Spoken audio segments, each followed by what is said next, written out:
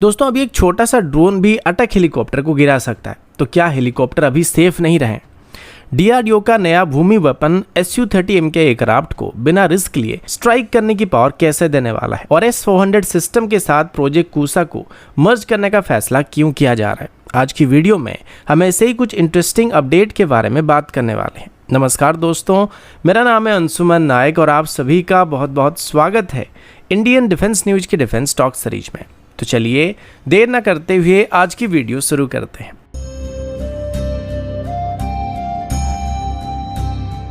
आज की पहली अपडेट अटैक हेलीकॉप्टर की तरफ से है। रिसेंट रिपोर्ट के मुताबिक इंडियन आर्मी की तरफ से अभी अपनी एक बहुत ही क्रिटिकल वल्नरेबिलिटी को आइडेंटिफाई किया गया, जहां पर मॉडर्न बैटलफील्ड में हेलीकॉप्टर को ड्रोन से डायरेक्ट थ्रेट आने लगा है। इसी को देखते हुए डिफेंस इंडिया स्टार्टअप चैलेंज 14 के अंदर एक helicopter mounted anti drone system को डेवलप करने के लिए प्राइवेट सेक्टर कंपनीज को इनवाइट किया जा रहा है।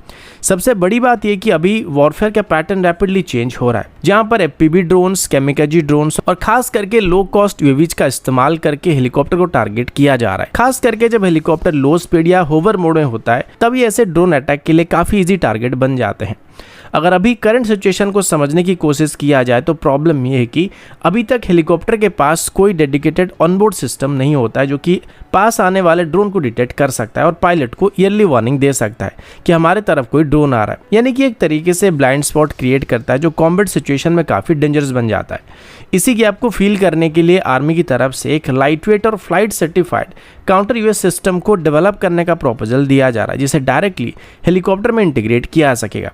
अब अगर इस सिस्टम की कैपेबिलिटी की बात करें तो इसका सबसे पहला काम डिटेक्शन होने वाला है। ये सिस्टम आरएफ स्पेक्ट्रम मॉनिटरिंग के थ्रू ड्रोन के कम्युनिकेशन सिग्नल को डिटेक्ट करेगा और एआई बेस्ड प्रोसेसिंग की मदद से रियल टाइम में थ्रेट प्रोफाइल को आइडेंटिफाई करेगा। और इसके बाद आता है न्यूट्रलाइजेशन फेज, जहां पर डायरेक्शनल आरएफ और जीएनएसएस जैमिंग की मदद से ड्रोन के कंट्रोल और नेविगेशन सिस्टम को डिस्टर्ब किया जाएगा। लेकिन सबसे इंपॉर्टेंट बात यह है कि हेलीकॉप्टर के खुद के एवियोनिक्स और कम्युनिकेशन सिस्टम पर इस जैमिंग का कोई नेगेटिव असर नहीं पड़ना चाहिए। इस सिस्टम में पैसिव सेंसर का भी इस्तेमाल किया जाने वाला है, जिससे स्मॉल आरसीएस ड्रोन की डिटेक्शन पॉसिबल होने वाला है। और इसमें ऑप्शनली मिनी एक्टिव सेंसर का भी इस्तेमाल किया जा सकता है, जिससे डिटेक्शन रेंज और एक्यूरेसी को इंप्रूव किया जा सकता है। अगर डेवलपमेंट की बात करें तो ये system Indian army aviation core के ऑलमोस्ट सभी प्लेटफॉर्म में इस्तेमाल किए जा सकते हैं। कुल मिलाकर अगर देखा जाए तो ये helicopter mounted anti drone system एक बड़ा फोर्स मल्टीप्लायर साबित हो सकता है, क्योंकि किसी भी स्टैटिक ग्राउंड बेस्ड डिफेंस के कंपैरिजन में मोबाइल प्रोटेक्शन प्रोवाइड करने वाला है, जहां पर हमारे हेलीकॉप्टर खुद अपने साथ अपनी ड्रोन डिफेंस कैपेबिलिटी लेके चलने वाले हैं।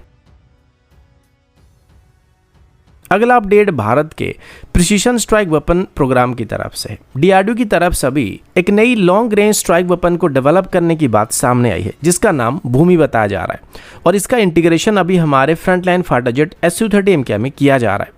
सबसे बड़ी बात यह कि भूमि एक लॉन्ग रेंज स्टैंडर्ड वेपन होने वाला है, जिसका main objective heavily defended area के अंदर हाई वैल्यू टारगेट को सेफ डिस्टेंस से ही डिस्ट्रॉय करने का होने वाला है। यानी कि स्ट्राइक करने के लिए हमारे फाइटर जेट को एनिमी एयर डिफेंस रेंज के अंदर घुसने की जरूरत नहीं पड़ने वाली है।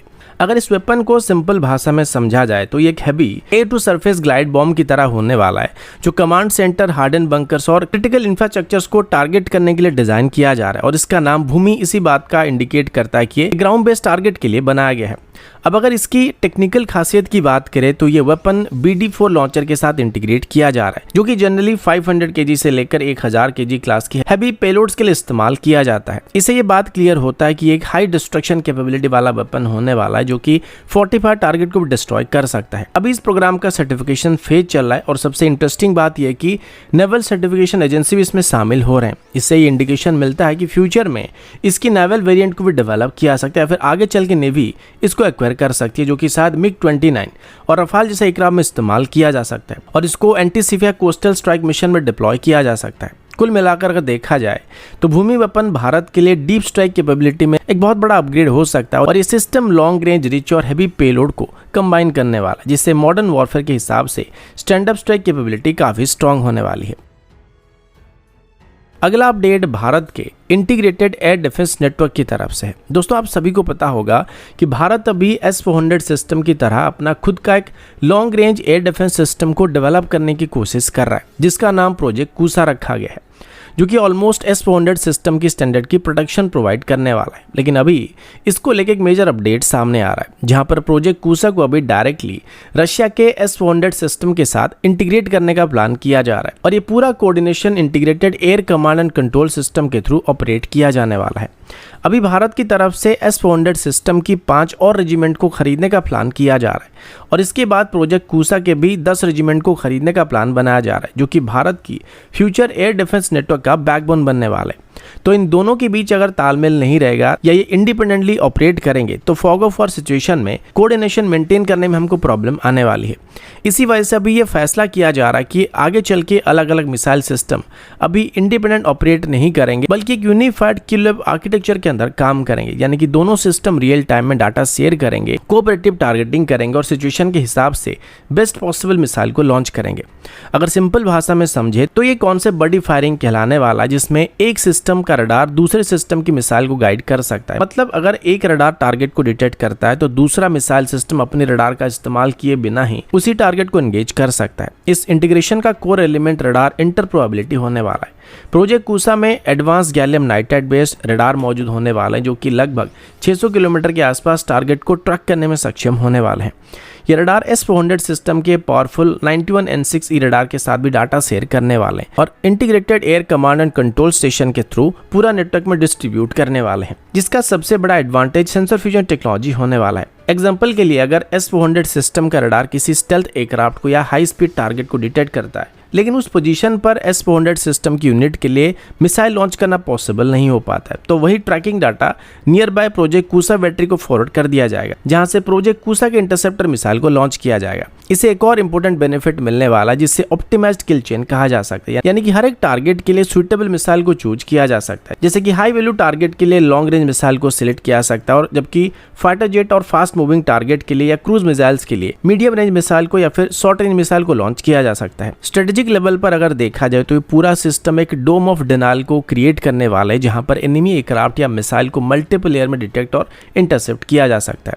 इस एडवर्सरी के लिए मिशन प्लानिंग बहुत ही कॉम्प्लेक्स होने वाली है, क्योंकि उन्हें एक नहीं बल्कि मल्टीपल डिफेंस लेयर को पेनिट्रेट करने की जरूरत पड़ने वाली है। कुल मिलाकर देखा जाए तो प्रोजेक्ट कूसा और S-400 सिस्टम का ये इंटीग्रेशन भारत के लिए एक पावरफुल सील्ड और सोड आर्किटेक्चर क्रिएट करने वाला है, जहां इंडिजिनस और इंपोर्टेड सिस्टम मिलकर एक highly advance network centric air defence ecosystem बनाने वाले हैं। अगला अपडेट भारत के नेक्स्ट जनरेशन मैनपैड सिस्टम की तरफ से। रिसेंट रिपोर्ट के मुताबिक DRDO की तरफ से अभी एक advance shoulder fired air defence system को डेवलप किया जा रहा है, जिसमें AI based identification of friend and foe यानी IFF कैपेबिलिटी इंटीग्रेट किया जा रहा है।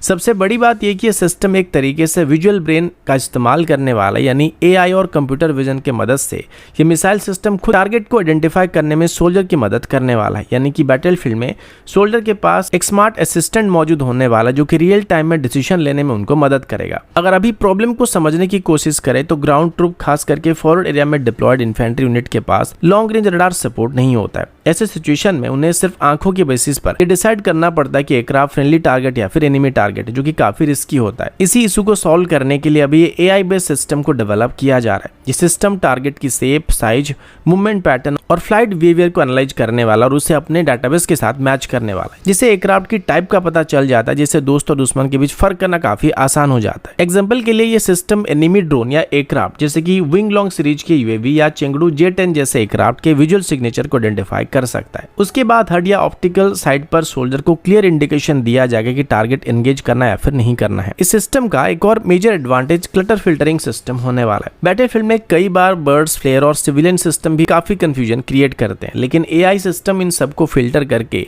सिर्फ रियल थ्रेट को हाईलाइट करने वाला है, जिससे फॉल्स एंगेजमेंट का रिस्क काफी कम होने वाला है।